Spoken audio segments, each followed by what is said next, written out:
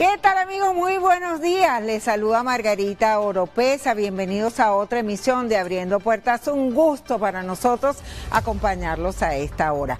Hoy es Domingo de Pascua, un día muy importante en el calendario católico porque se celebra la resurrección de Jesucristo. En Venezuela se venera al Nazareno. Durante el programa de hoy estaremos analizando sobre la Semana Santa, la fe, la tradición, pero también de un tema que interesa a todos los venezolanos, muy de moda en los últimos días, y es los condominios. Si desean interactuar con nosotros, pueden hacerlo a través de las redes sociales, @Venevisión, bajo la etiqueta Abriendo Puertas por Bebé. Ya estamos listos y vamos a comenzar.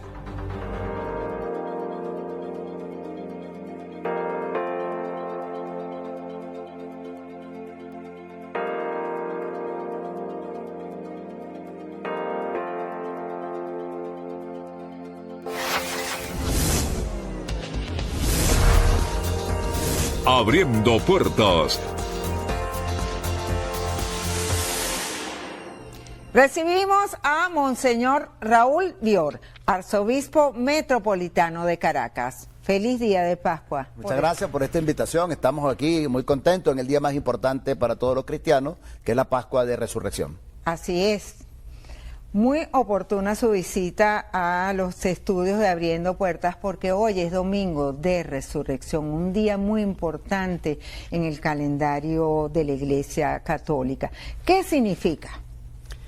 El Domingo de Pascua significa la victoria de Cristo sobre la muerte.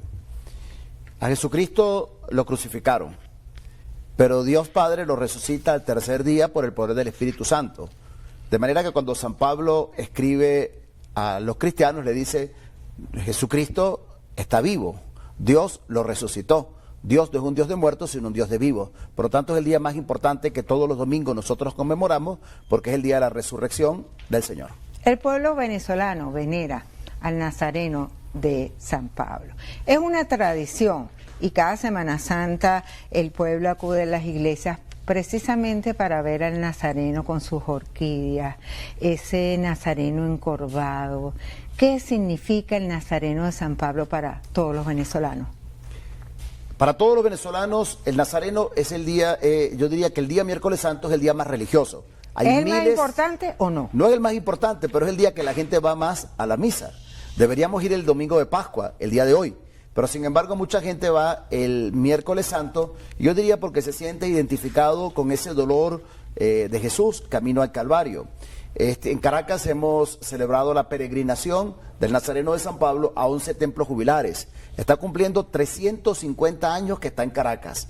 Entonces por eso, igual que en el año santo del 2000, hemos organizado que el Nazareno haya visitado las distintas comunidades, barrios, urbanizaciones de Caracas.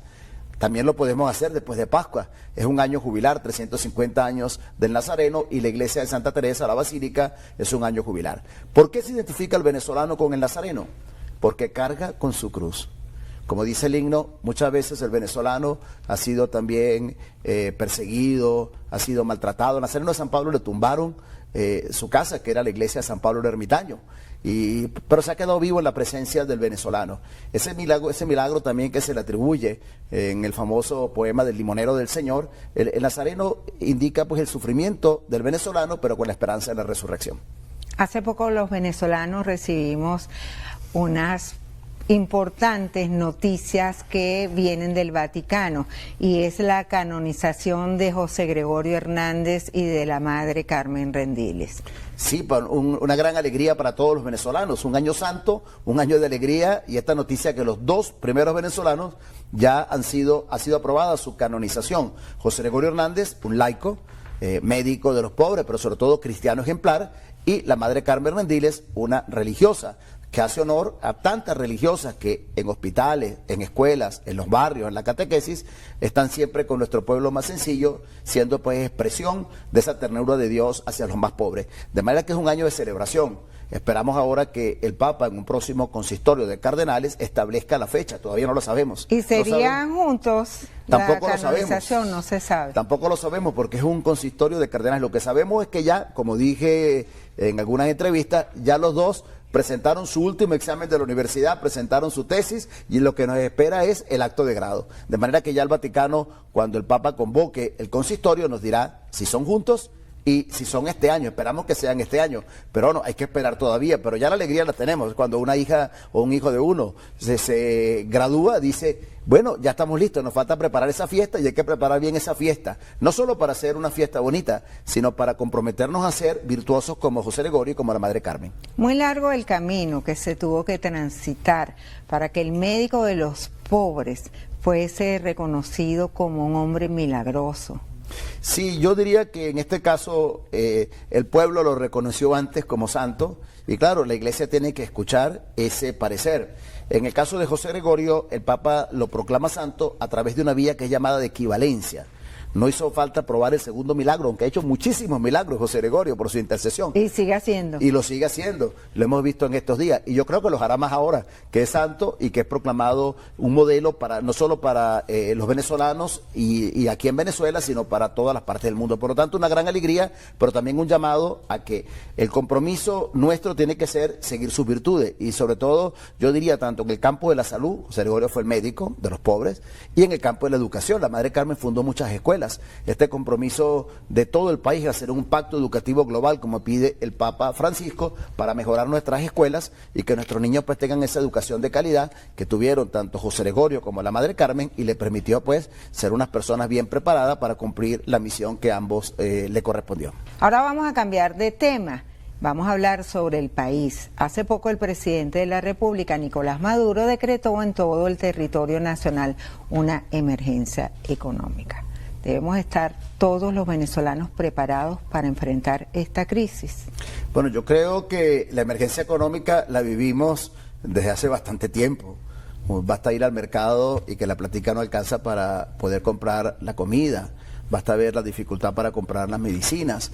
Y realmente la situación económica nos preocupa a todos. Y yo creo que, bueno, de alguna manera, ante las grandes dificultades, es necesario hacer un frente común. Aquí es necesario que tanto el gobierno como los empresarios, como toda la sociedad, establezca de alguna manera una unión, diría un pacto inclusive, para colocar los intereses del pueblo y los intereses del bien común sobre todos los demás. Porque aquí también hay mucha riqueza, pero está mal distribuida y da mucho dolor ver lo que vemos todos los días en la calle, personas que buscan de comer entre la basura, personas que no le alcanza para comprar ni las medicinas ni la comida, que los niños a veces no pueden ir al colegio porque no tienen que comer. Entonces yo creo que es una llamada y yo lo vinculo con lo anterior. La santidad de José Gregorio y de la Madre Carmen también nos implica a nosotros a que renovemos un pacto educativo global para mejorar las escuelas, todas las escuelas. Hay lugares donde los niños van a clase 2 días a la semana o 3 días, el sueldo de los maestros.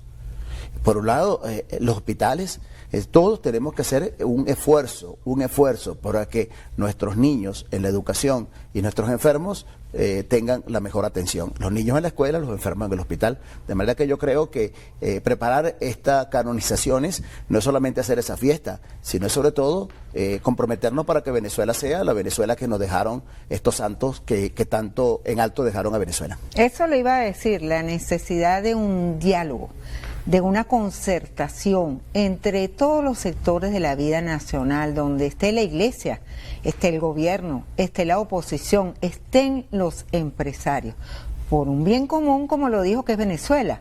Bueno, los obispos hemos llamado a este diálogo continuamente.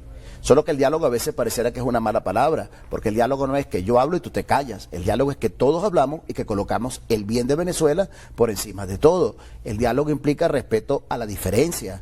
El diálogo implica el respeto a la otra persona. Yo creo que se parte de ahí. Y el diálogo, como dicen las palabras, inclusive en griego, es a través de la razón. Por lo tanto, el diálogo no es caerse a tropezones, ¿verdad? Y a golpes a ver quién gana, quién es el más fuerte. El diálogo es precisamente sentarse, conversar, y Venezuela y los venezolanos y el bien común y los pobres de alguna manera tienen que ser el primer objetivo, porque es dar mayor calidad de vida a toda nuestra población. ¿Cuál es el llamado que en este sentido ha venido realizando la conferencia episcopal, que se reúne cada año todos los obispos del país y emiten como un comunicado, como un llamado, sí, como una alerta? Sí, los obispos nos reunimos 4 veces al año. Y los obispos traemos la vivencia de nuestro pueblo. A nosotros nadie nos los cuenta. Hay obispos en Tucupita, hay obispos en Guadualito, hay obispo en Machiques, hay obispo en Calabozo, en Ciudad Guayana, en Tucupita, en todos los lugares. Por lo tanto, los obispos escuchamos a nuestros párrocos y los párrocos están además cada uno metido en los barrios, en las comunidades. Yo podría decir que los límites de Venezuela están establecidos ahí donde llegaron los misioneros y abrieron una escuela y abrieron una iglesia y enseñaron el castellano y están promoviendo pues patria inclusive. Entonces por eso el llamado que hacemos nosotros es, escuchando el clamor de nuestra gente, es recordar los distintos problemas y llamar a todos a un diálogo. Es que sin duda tiene que haber un proyecto de común, un proyecto de país común construido a través de ese diálogo, pero que coloque pues los valores que tienen que estar. Y en esto pues están los valores, ¿cuáles son? La libertad, la verdad, el respeto, la solidaridad, es decir, son todos estos aspectos que la Iglesia siempre ha llamado. Y la Iglesia sin duda es un factor que está presente construyendo sociedad y precisamente llamando a este respeto en la unidad. Fíjese que para los cristianos, el misterio más grande que nosotros tenemos es la Trinidad. Dios es uno, pero son tres personas, Padre, Hijo y Espíritu Santo. Y en su diferencia es una. Es un Dios que nosotros tenemos. Por lo tanto, pues ese llamado de que nuestra familia también, está el padre, la madre, los hijos, en el país, distintas opiniones, distintos pensamientos, tenemos que sentarnos en el respeto de la diferencia, pero buscando el bien común. Tenemos que hacer una pausa. Nos acompaña Monseñor Raúl Bior, arzobispo metropolitano de Caracas. Ustedes quédense allí, esto es Abriendo Puertas. En instantes regresamos. Abriendo Puertas, ya regresamos. Abriendo Puertas.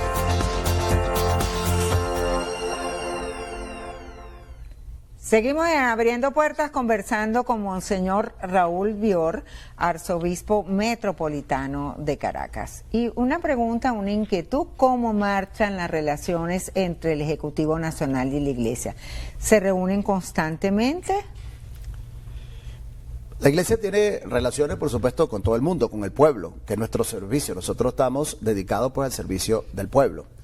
Y todos los factores de una sociedad, el gobierno, no solamente el Ejecutivo nacional, sino los ejecutivos regionales, los órganos legislativos, los órganos judiciales, tenemos que estar todos al servicio del pueblo. Creo que entre todos deberíamos buscar pues esas reuniones, esas concertaciones primero para escuchar cuáles son los problemas. Yo le decía antes, nosotros tenemos 2.200 parroquias en Venezuela. Por lo tanto significa 2.200 sacerdotes que están en cada comunidad, en cada lugar. Ellos tienen contacto día a día con la gente, en todos los lugares, en todos los rincones del país. La Iglesia escuchamos los problemas de la gente y podemos ser nosotros un canal de comunicación para en las distintas instancias municipales, en los estados, a nivel nacional, de comunicar, y esto es lo que hacemos. Yo creo también que las canonizaciones son un momento estupendo para sentarnos, hacer una reunión, los distintos factores de la sociedad civil, los empresarios, los medios de comunicación social, la Iglesia, el gobierno, las oposiciones, y decir, miren señores, aquí 2 santos. Todo el mundo en Roma va a estar pendiente cuando caigan esos pendones con José Gregorio y la Madre Carmen. Van a hablar de Venezuela, vamos a tener 2 santos. Es el momento para decir que Venezuela nos dejaron nuestros papás, que Venezuela nos dejaron estos santos y qué queremos nosotros lograr. Y eso pasa necesariamente por un diálogo con todas las instancias, incluido el gobierno nacional. Monseñor, en los últimos años hemos visto un radicalismo en las posiciones.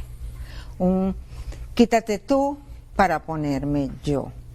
Un discurso duro, severo, de descalificación al otro.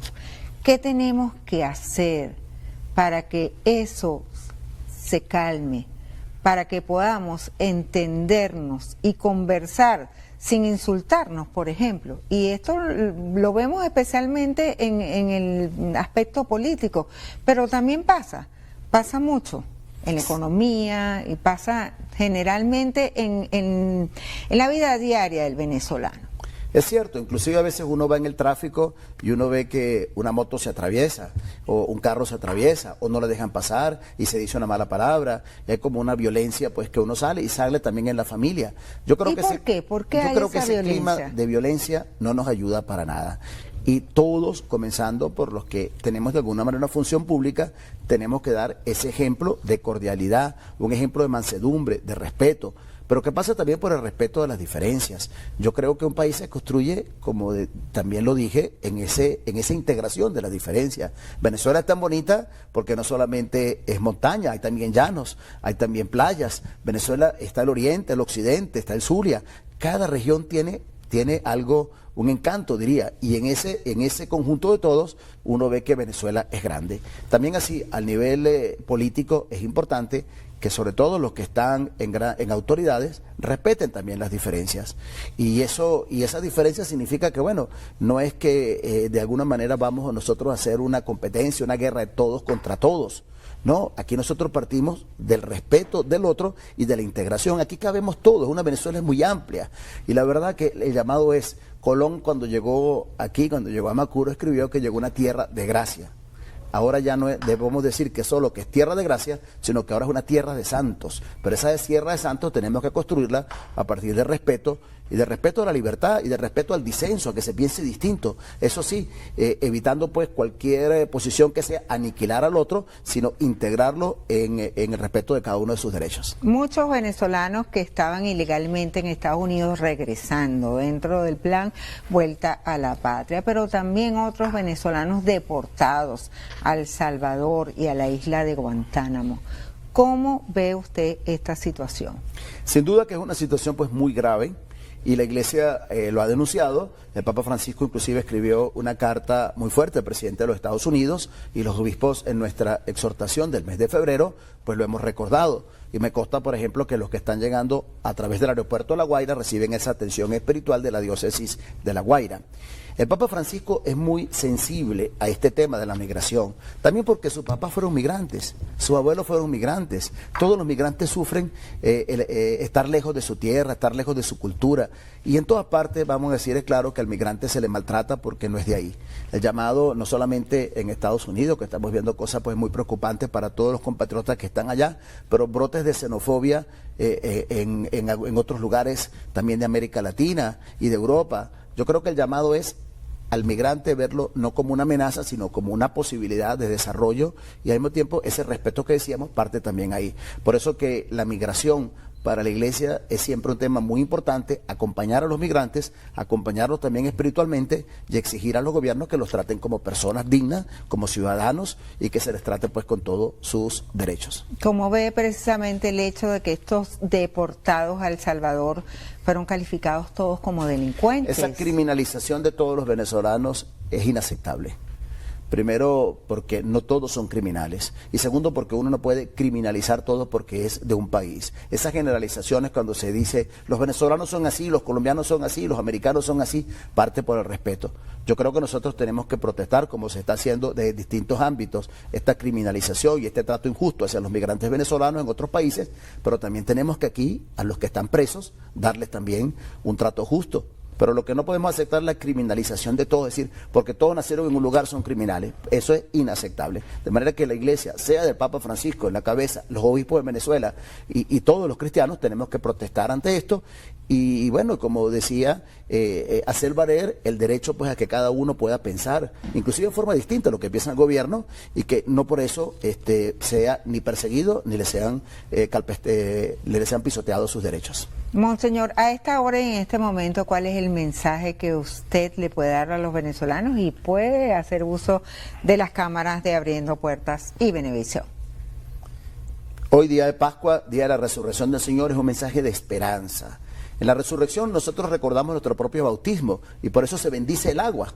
Y por eso en muchos lugares, como en Puerto Cabello, como en La Guaira, se va a bendecir el mar. El agua es fuente de vida, pero el agua nos recuerda que nosotros, como bautizados, tenemos que ser luz del mundo y sal de la tierra. Un mensaje de esperanza. Más allá de tantas dificultades, nosotros podemos salir adelante. Los dos santos son señal de esperanza. Este año santo jubilar es un motivo para ser peregrinos de esta esperanza. La esperanza hay que construirla, no es sentarse a la orilla del camino a ver si pasa algo. La esperanza es un compromiso activo de construir un mundo mejor. Mi bendición para todos los caraqueños, mi bendición pues para todos nuestra Venezuela, y como iglesia pues sentimos muy contentos y muy orgullosos que Venezuela tiene 2 santos. Amén. Muchísimas gracias por estar aquí.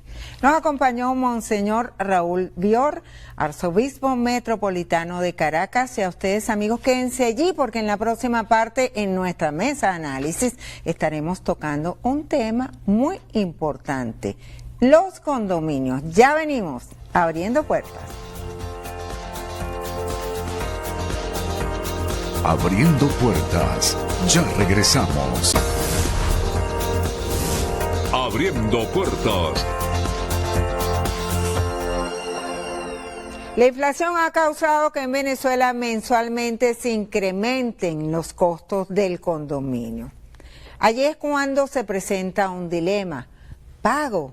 ¿Qué hago? No tengo dinero. Este es el tema de nuestra mesa de análisis en el día de hoy con expertos en la materia. Nos acompañan Elías Santana, director de la plataforma Mi Condominio, María Alejandra Parra, abogada especialista en derecho condominial. Bienvenidos a Abriendo Puertas. Gracias por estar aquí. Gracias, Margarita. Muchísimas gracias. Y las damas deben hablar primero, pero la primera pregunta es para Elías Santana. Es por orden de edad, entonces.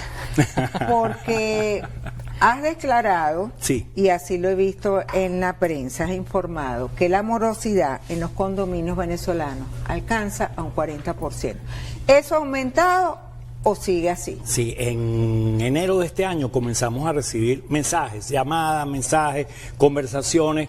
Elías, micondominio.com, nuestro condominio está en riesgo de colapso. Ya va, ¿qué significa que el condominio colapse? Que en este año 2025 no vamos a poder pagar los vigilantes, la trabajadora residencial, que si se echa a perder el portón no vamos a tener cómo, que no vamos a poder comprar los bombillos, las bolsas negras de basura y tal. Y decidimos hacer una fotografía de la situación de la morosidad. Ya habíamos hecho una en 2023, que tuvimos un programa con Ibrahim aquí en Venevisión. Ya habíamos hecho esa foto, nos habíamos dado cuenta de la aparición de un nuevo fenómeno que era la neomorosidad, los morosos mayores de 60. Y en este caso hacemos la encuesta que hoy por hoy yo animo a las organizaciones comunitarias, hoy por hoy con este Google Form, tú puedes hacer un buen instrumento y puedes tener resultados de inmediato, graficados. Entonces nos permitió conocer que si bien hay 7% de los condominios que se perciben totalmente solventes, casi 40% que dicen casi no tenemos morosidad, estamos tranquilos, casi un poquito más del 51% se sienten en alerta amarilla y 7% dicen este año podríamos colapsar. Entonces dijimos, bueno, hay que detenerse, hay que pensar qué es lo que está pasando con la morosidad. Y tú lo decías, el entorno económico. Hace pocos días tuviste aquí al economista Asdrúbal Olivero, bueno, y él suficientemente explicó cuáles son los dilemas que enfrenta cualquier familia de la clase media venezolana en este momento. ¿Ha influido la dolarización? Bueno, la brecha. La brecha. Un fenómeno como la brecha, la depreciación del bolívar. Entonces tú cobras el condominio, ¿cómo haces para mantener el valor de la moneda? Tienes que utilizar el dólar como el valor referencial, pero el dólar también, como lo reconoció el economista Olivero, el dólar también pierde poder adquisitivo en Venezuela. Incluso hasta han dicho que sí, que reconocen que hay una cierta inflación en dólares. Bueno, y eso en el condominio, Margarita, es complicadísimo porque algunos pagan correctamente en el momento apropiado, pero hay otras familias, oye, hay unos morosos de siempre al que tienes que aplicar todas las cosas que sabe hacer la doctora María Alejandra Parra, la demanda por cobro de bolívares, todas esas cosas. Pero hay unos vecinos, o bien que están en una enfermedad o los rebotaron de su trabajo, pero especialmente las personas mayores de 60. Más adelante, sí. De eso vamos a hablar Okay. más adelante. Pero ¿qué gastos del edificio o del inmueble se deben incluir en el condominio? Todo lo que tenga que ver con la administración, con el mantenimiento de las cosas comunes.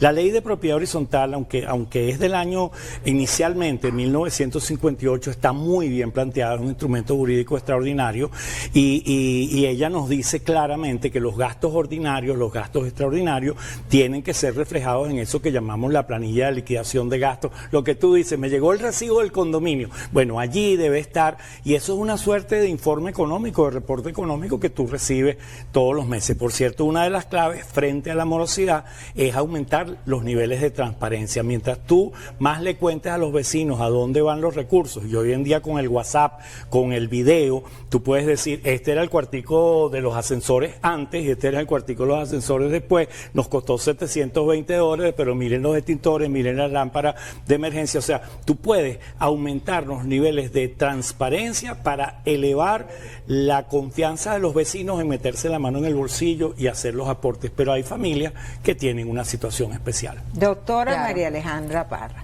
si no pago el condominio, ¿qué me pasa? ¿Me lo embargan? ¿Qué sucede con el pago del condominio? Cuando nosotros compramos bajo el régimen de propiedad horizontal, yo tengo la tesis de que tú compras dos bienes. Compras tu propiedad individualmente, donde tú dices, bueno, tiene tantos metros cuadrados, norte, sur, este, oeste, pero también compras una alícuota de gastos comunes. Entonces, para ti es obligatorio, así como tú mantienes tus 4 paredes, también debes de mantener las áreas comunes. En este caso, tenemos que darle una prioridad a esos pagos que debemos hacer de esas áreas comunes, como decía Elías. Todo lo que se genere por concepto de condominio, que es un gasto común, mantenimiento, reparación, mejoras, tiene que estar cargado en esa planilla de liquidación de gastos comunes, absolutamente todo. A veces hay prácticas, malas prácticas, de que cargo en el recibo de condominio ciertos gastos como para mantener un recibo de condominio en una cantidad X y afuera cobro otros gastos. ¿Qué pasa si esa persona, ese propietario, ese copropietario no quiere pagar? ¿Cómo lo haces exigible? Entonces, la única manera de hacer exigible todos esos gastos comunes es a través de ese cargo que haces en el recibo de condominio. Entonces, ¿qué puede suceder si una persona deja de pagar el condominio? Aquí tenemos que tener una conciencia colectiva, o sea, un compromiso. Si yo dejo de pagar la planilla de gastos comunes, mi recibo de condominio, de manera directa se está afectando mi calidad de vida, y no solamente me estoy afectando a mí, sino que estoy afectando al colectivo, porque yo, como siempre digo, qué sabroso es que tú llegues de hacer mercado con tus bolsitas, marques el ascensor y se abre la puerta del ascensor, tú te montaste, marcaste y llegaste a tu piso, o que llegues con el carro por un tema de seguridad, de tranquilidad, abriste el portón e ingresaste al edificio. Entonces todo eso, el trabajador residencial, vigilante, jardinero, todo lo pagan todos los propietarios, que deben de cumplir de manera puntual con ese recibo, con ese pago. Ahora, ¿cuándo prescribe una deuda de condominio? Porque hemos visto que hay personas que, por ejemplo, deben un año completo de condominio y no lo pagan. Y hay quejas de los vecinos que dicen, nosotros pagamos mensualmente, correctamente, y hay residentes que no pagan. Entonces estamos pagando justo por pecadores. Claro, tampoco tú debes, a veces la gente me dice, bueno, pero cóbrame cuando aquel pague. Tú no debes emular conductas negativas. Claro. O sea, eso es un principio fundamental, son valores sólidos que debemos de tener. Yo cumplo con mi obligación porque es mi obligación. Si aquella persona no cumple, ya es un problema que le está afectando al resto de la comunidad de copropietarios. ¿En cuánto tiempo prescriben? Esas son deudas de derecho real. Si tengo una persona que tiene un año sin pagar condominio, oye, ya cuando yo tengo 2, 3 meses, yo tengo que levantar las banderitas rojas y decir, mira, ¿qué está pasando con esta persona? Yo siempre les doy un consejo a los deudores. Ninguno de nosotros está exento de caer en un tema personal, en un tema de enfermedad, en un tema familiar. Pero lo correcto es que si yo tengo una deuda, yo me acerque a mi acreedor, me acerque a la junta de condominio, me acerque a la administradora y plantee, mira, tengo esta situación. O sea, eso no tiene por qué ser un tema que nos avergüence. Tengo esta situación y yo necesito resolver. ¿Cómo hago para resolver? ¿Qué puedo hacer? Haz un convenio de pago. O sea, hay muchas fórmulas, hay muchos mecanismos que puedes aplicar, muchas estrategias para poder resolver. Y tú como junta de condominio no tienes que ponerte en una actitud de que o me pagas la totalidad de la deuda o no te acepto absolutamente nada. Mira, un convenio de pago pudiera ser, te empleo o te doy una alternativa para que tú hagas trabajos, desarrolles trabajos dentro de la comunidad, hagas un aporte. O sea, nosotros, micondominio.com tiene muchísimas experiencias en resolución de este tipo de situaciones que se van presentando y que finalmente son respuestas para la comunidad y respuestas positivas. ¿Cuáles son las vías legales para obligar que los morosos paguen? Cobranza extrajudicial. Primero hay una cobranza ordinaria que siempre me gusta decirles a las juntas de condominio, al administrador, acércate hacia la persona que tiene. Agotar todas las vías esa vía, posibles. pero agota la vía desde el punto de vista humano. Sí. Desde el punto de vista realmente de querer resolver. ¿Okay? Si por esa vía no se puede, mira, está ya contratar a un abogado en el área extrajudicial para que haga la cobranza. Y si definitivamente en esa instancia se agota, es imposible, hay que recurrir a la vía judicial, que es la demanda, y luego si esa persona, si ese deudor no se pone a derecho, la consecuencia es el remate del inmueble. Ahí no hay otra opción, ahí no hay otra actividad. Rematamos el inmueble, se cobra la deuda de condominio y todos los gastos que se han generado, y los tiene que pagar la persona. Lo va a pagar la persona. Pero ¿qué pasa? Que tenemos que también tener en cuenta que a veces cuando uno se siente a hablar con las juntas de condominio y le planteas, mira, vamos a proceder judicialmente y tú tienes que entregar una estimación de honorarios y costos, por supuesto que los condominios, se juro, están para afrontar algunos gastos. Cuando le haces ese cargo o le presentas la propuesta, se alarman. Entonces, ¿qué hay que hacer? Hay que trabajarlo planificadamente. Dentro de tu cartera de morosidad, escoge el caso que sea más complicado de resolver y haz una provisión de fondos, ¿verdad? Tanto serían los honorarios, tanto copia del documento de propiedad, redacción del poder, y vas poco a poco, mes a mes, haciendo esa provisión, para que cuando ya te toque afrontar realmente, tomar la decisión y ejecutar, tengas un fondo del cual te puedas utilizar, del cual te puedas valer y puedas avanzar. No le vas a decir de la noche a la mañana a la comunidad, hay que hacer un gasto bastante fuerte, porque evidentemente la comunidad te va a decir, yo tengo otras prioridades, yo prefiero arreglar el portón que pagar para que se le cobre al moroso. Entonces, ¿Qué dice la ley de...? Eso podría corregirse si el Tribunal Supremo de Justicia termina aplicando dos propuestas que le llevamos el año pasado. Fuimos muy bien recibidos, Margarita, por la diputada Tania, por la magistrada Tania D'Amelio, y le explicábamos a ella, que está plenamente consciente de los dilemas de la clase media con respecto a la morosidad, que si nosotros tuviéramos en cada circuito judicial al menos un tribunal especializado en el tema de morosidad y convivencia, un juez, unos escribientes... Pero ahora están los jueces de paz comunal. Claro, es otra instancia, podemos conversarlo, pero un tribunal, o sea, donde tú vas con la demanda por cobro de bolívares. Pero es que si a un condominio tú le dices, como es la experiencia de María Alejandra, que el juicio va a durar 1 año y medio, 2 años, el condominio dice Dios y su ayuda. Pero si tú le dices, no, este tribunal lo único que recibe son causas de demanda por cobro de bolívares y las va sacando en 4, en 6 meses rápidamente, el moroso se va a enterar y se va a entender, porque la mayor parte de los morosos,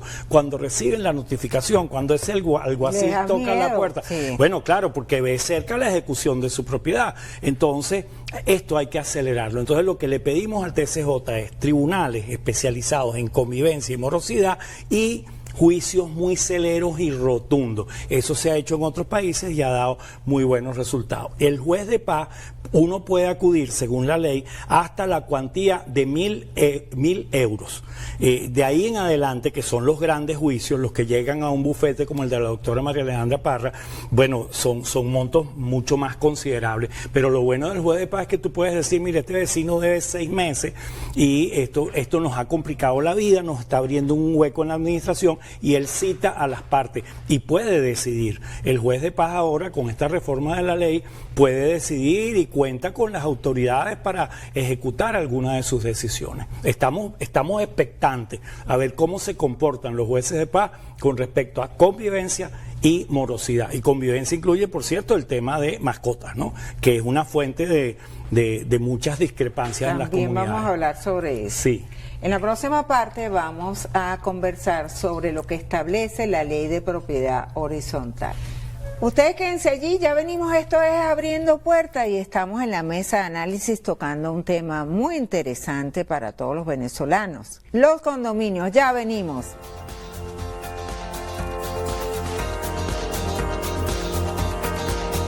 Abriendo Puertas, ya regresamos. Abriendo Puertas. Esto es Abriendo Puertas y en nuestra mesa de análisis estamos conversando sobre los condominios. María Alejandra, ¿qué establece la ley de propiedad horizontal y si te parece que es una ley amplia que cumple? La ley de propiedad horizontal está muy bien fundamentada, tiene muchísimas instituciones jurídicas que nos permiten resolver los conflictos o las situaciones que se van presentando dentro de los condominios. Y tenemos que irnos actualizando y tenemos que ir aplicando los mecanismos que van surgiendo. Por ejemplo, en este momento el Tribunal Supremo de Justicia ha desarrollado en varias sentencias el aspecto telemático, citaciones telemáticas, audiencias. Entonces, por ejemplo, en la convocatoria, tengo un propietario que está en España, tengo un propietario que está en Estados Unidos, tengo un propietario que está fuera del país y voy a realizar una asamblea de propietarios. Y eso está pasando muchísimo. Y eso pasa muchísimo. Entonces, se le niega su derecho de participación. ¿Cómo abro yo ese proceso de participación dentro de la toma de decisiones? Puedo hacer una convocatoria y puedo utilizar alguna de las plataformas que existen, alguna de las plataformas digitales, así el propietario se va a involucrar y de alguna manera, como está siendo tomado en cuenta, va a querer aportar de una mejor manera los recursos para el mantenimiento de las áreas comunes. Eso dentro de todo lo que podemos ir desarrollando con la ley de propiedad horizontal, que la ley de propiedad horizontal también te da la oportunidad de que participes a través de tu carta poder, la autorización que tú le confieres a un propietario para que pueda representarte en una asamblea. Entonces, entre mayor participación tengamos nosotros dentro de la comunidad, vamos a tener una mayor probabilidad de ser exitosos, porque no tiene sentido que yo tome una decisión a espaldas, a escondidas, y que no haya transparencia. Si yo informo a mi comunidad, si yo le digo, mira, estoy haciendo esto, estos son mis proyectos, esto es lo que yo propongo, de esa misma manera yo voy a saber en qué estoy invirtiendo como copropietario mis recursos, ¿verdad? Esa es la idea de la participación. Para mí esta ley de propiedad horizontal te permite participar de una manera bastante amplia, pero hay que conocerla. Y una de las cosas que muchas veces no se conoce la ley de propiedad horizontal, simplemente la estigmatizamos, no es que está viejita, es que ya no sé, es que eso no se aplica, es que para qué vamos a hacer la convocatoria y vamos a publicar esa convocatoria, mejor nos ahorramos ese dinero, o vamos a hacerlo, no importa, vamos a dejar a la Junta de Condominio durante 2, 3 años que ella siga actuando, porque para qué la vamos a cambiar. Entonces hay que dar la oportunidad de participación, es muy importante. ¿Qué pasa? Y ya lo habíamos comentado, Elías, con las personas mayores que viven de una jubilación, de una pensión. Y si tienen una remesa, ya la remesa no alcanza. El dinero solo les alcanza para alimentos y medicamentos. Y la medicina. Entonces, ¿qué está pasando? ¿Cuál es el fenómeno que en mi condominio tú has venido viendo con respecto a esto? La morosidad en un condominio de 40 apartamentos no puede ser vista como un bloque. Los morosos no se reúnen de noche y se ponen de acuerdo. Cada familia, cada apartamento es una realidad diferente. Entonces, si nosotros somos la Junta, bueno, hacemos una especie de radiografía del edificio y decimos, mira, la señora del 8, ¿quién la conoce mejor? Tú, Margarita. Bueno, voy a hablar con ella, lo que decía María Alejandra. Voy a hablar con ella, ve a conversar, vamos a ver qué le está pasando.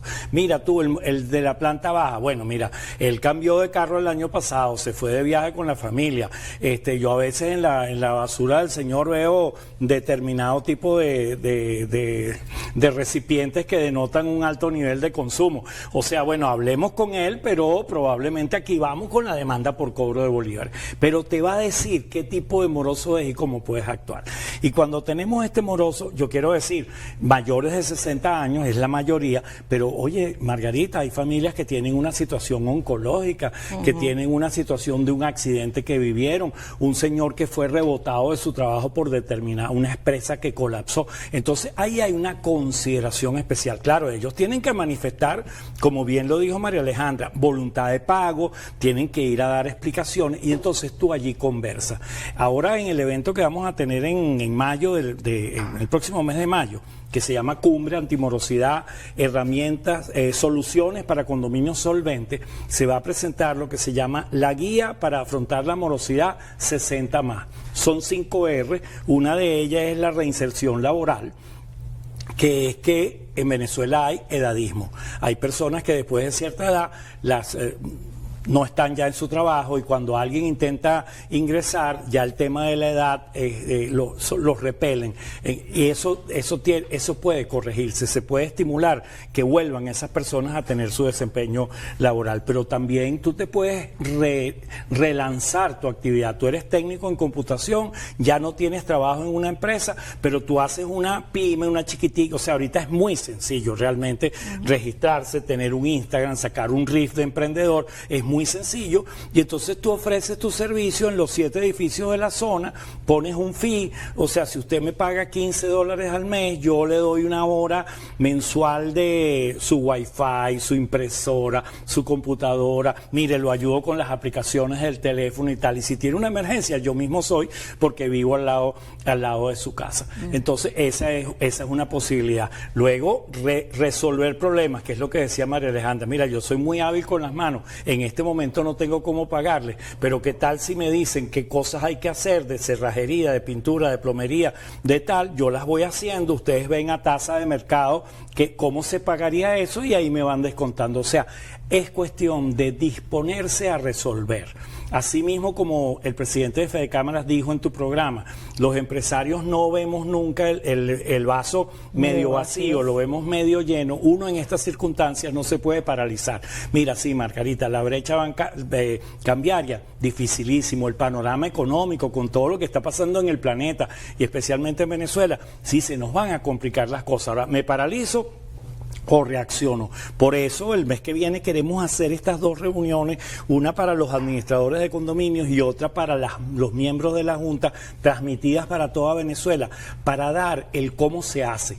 O sea, va a estar María Alejandra, va a estar Yelice Cortés, va a estar Enrique Herrera Silla, va a estar Tibaire Altuve, o sea, los duros en la materia. ¿Qué se hace con esa morosidad? Pero también gente de las ONG que trabajan con personas mayores de 60 años, con lo que se llama la economía plateada, la nueva longevidad, diciendo, bueno, si usted tiene más de 60 años, aquí tiene esta gama de opciones para repensarse, para salir adelante. Y es un tema hasta de dignidad. Yo que tengo 68 años, te digo, oye, qué chévere es que tú digas, mira, ahora estoy hasta ganando más que cuando trabajaba en una corporación, en una empresa, y aquí estoy, yo me estoy manteniendo y tengo un nivel de calidad de vida y no voy a ser una carga para mis hijos. Eso también es muy importante con nuestros vecinos. La ¿no? rendición de cuentas por parte de las juntas de condominios es una necesidad, porque cuando a ti te llega el recibo, tú ves agua, electricidad, no sé qué, pero no te pones a ver específicamente en qué, sino ves el monto global.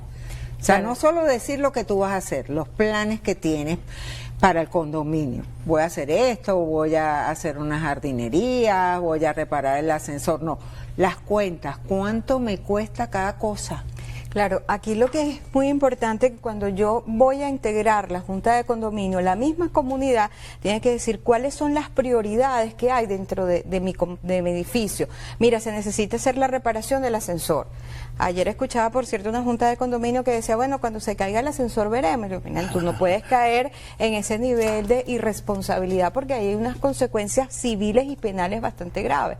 Entonces, tenemos que organizarnos. A veces actuamos de una manera muy empírica y bueno, ¿quién se quiere postular en la Junta de Condominio? Bueno, yo fui ya Junta de Condominio, entonces todo el mundo empieza a es un correr. fenómeno que se está presentando, que dicen, no, yo no, a mí que no me llamen, yo no tengo tiempo, a correr, yo no sirvo ruda para eso, entonces no participan en las decisiones. Es correcto. Es falta de interés. Es falta de, es lo que ustedes es falta han de podido interés, ver, es falta de detectar. interés, es falta de conocimiento también. Si tú tienes un buen equipo, unos buenos miembros de Junta de Condominio que quieren trabajar y que quieran trabajar con creatividad, porque ¿cómo se solucionan los conflictos o cómo se solucionan los problemas que tenemos? Con creatividad. ¿Y qué se hace en esos casos? Bueno, fíjate que cuando la sociedad... una junta de condominio tiene que ser integrada por 5 y apenas consigues 3 personas que están dispuestas. La sociedad está buscando caminos. ¿Qué te dice ¿Cuáles alguien? son esos caminos? Bueno, ¿qué te dice alguien que estuvo en la Junta y que ya no quiere estar, o que tú, que sabes que ha estado, que está dispuesto? Oye, eso quita mucho tiempo, yo no puedo estar. Y tienes razón, porque en estas circunstancias tiene que dedicarse a su actividad laboral, a su familia y a su descanso y a él mismo. Ahora, ¿y qué tal si buscamos la manera de que estar en la Junta no signifique que tú tomas la decisión de localizar unos presupuestos y te toca llamar? Que tú tomas la decisión de arreglar el sensor y te toca ese día no ir al trabajo y esperar a las 10:30 de la mañana que venga el técnico. Es decir, ¿qué tal si copiamos el esquema de los colegios profesionales, de las cámaras de los empresarios y tenemos un director ejecutivo, tenemos un gerente general? ¿Qué tal si decimos, bueno, yo me voy a meter la mano en el bolsillo, todos los copropietarios, y vamos a pagarle o a alguien de la comunidad, ideal si es un jubilado, como un administrador o un gerente de comunidad?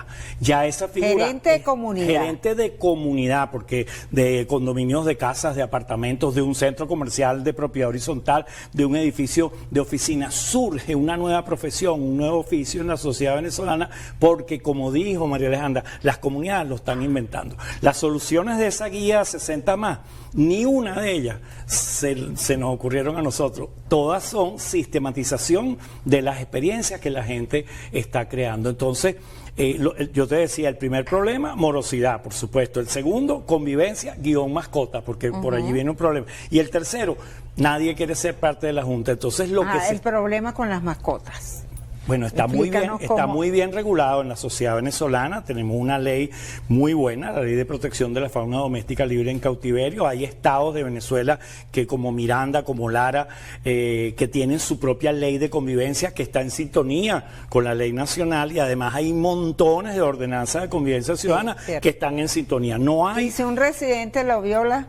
No cumple con las normas, La ley tiene sanciones. La ley dice, ¿Margarita Oropesa puede tener una mascota? Sí, sí tiene derecho a tener su mascota. Segundo, tiene deberes. El primero, los deberes con la mascota, y lo segundo, con la comunidad. Y si tú no te comportas de la manera adecuada, la policía municipal, porque la ley dice claramente que debe ser el municipio el que atienda esto. O sea, en primera instancia la policía municipal.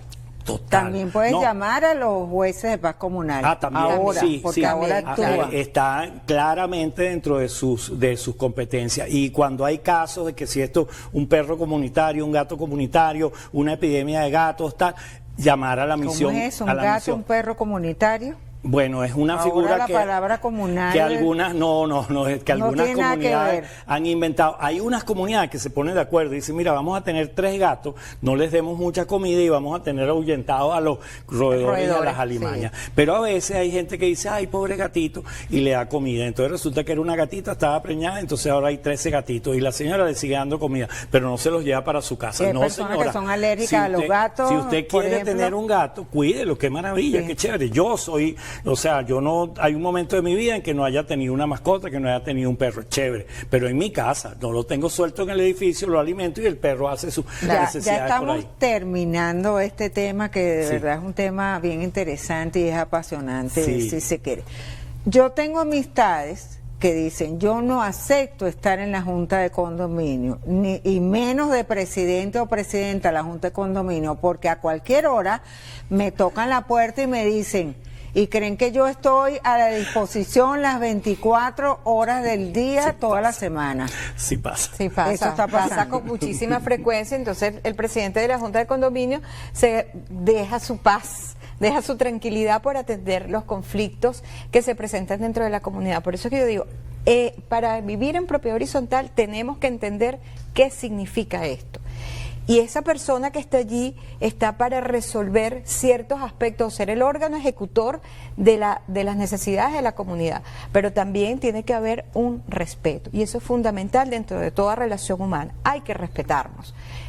Yo puedo hacer un reclamo dentro de las horas, evidentemente, de lunes a viernes, si se presenta alguna emergencia que amerite una actuación extraordinaria también, pero siempre dentro del respeto, porque la Junta de Condominio son servidores, todos somos servidores, y todos tenemos una cuota de responsabilidad. Acuérdense que estamos delante de un derecho colectivo, no es mi derecho individual. Así como esa señora quiere alimentar los gatitos, también tiene que entender que yo con mis actuaciones estoy haciendo una actividad que afecta al colectivo. Entonces yo también tengo que tener unos parámetros donde tengo que respetar. Básicamente el llamado de atención es, vamos a respetarnos dentro de nuestra convivencia. Y mucha educación ciudadana. Por eso hace 25 años, Margarita, nació micondominio.com, y yo te digo, hasta ahora Oye, qué maravilla, programas de televisión, de radio, en un canal de YouTube con 1.700 videos, 6 diplomados, pero es insuficiente.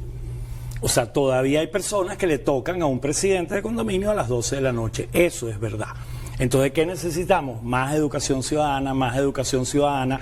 En materia legislativa no hay tampoco tal, pero sí que se apliquen las sanciones, porque hay de una población de 100 personas, en una autopista la mayoría va por su canal, perfecto y tal. Pero hay un hombrillero que va a máxima velocidad. A él hay que sancionarlo o que él sepa que puede ser sancionado severamente, entonces se va a portar bien. Entonces el tema de las sanciones, y ese es un llamado para las autoridades fundamentalmente. Y necesitamos un sistema nacional de convivencia comunitaria que es poner de acuerdo a las fiscalías municipales, a la defensoría, a las alcaldías. Las alcaldías, las gobernaciones y ahora a los 30.000 jueces de paz, y que a toda taquilla que tú vayas a plantear un tema de convivencia comunitaria, la respuesta sea la misma. Y en eso estamos. Esa ha sido una de nuestras propuestas y ya vamos hacia una experiencia, un sistema nacional de convivencia comunitaria.